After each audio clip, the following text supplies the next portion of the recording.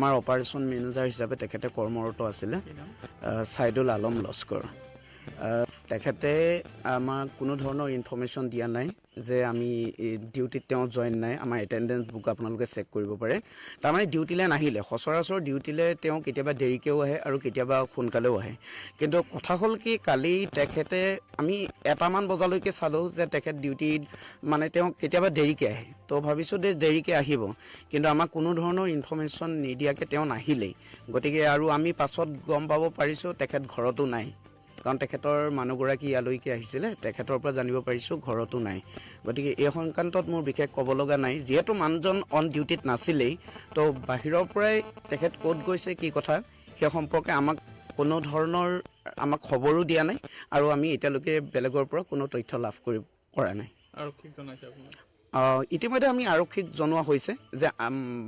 কালি তেখেত যিহেতু মানুহগৰাকী আহিছিলে গতিকে আমি ফৰ্মেলিটি হিচাপেতো আৰক্ষীক জনাবই লাগিব কিন্তু আমাৰ অন ডিউটিৰ পৰা তেখেত মানে ব্ৰেক লৈ যেতিয়া যেনেকৈ বাহিৰলৈ যায় তেনেকৈ কালি মানে যিহেতু ডিউটিত জইনেই কৰা নাই গতিকে এই সংকটত আমি বিশেষ ক'ব নোৱাৰিম কাৰণ তেওঁ নাহিলেই ডিউটিত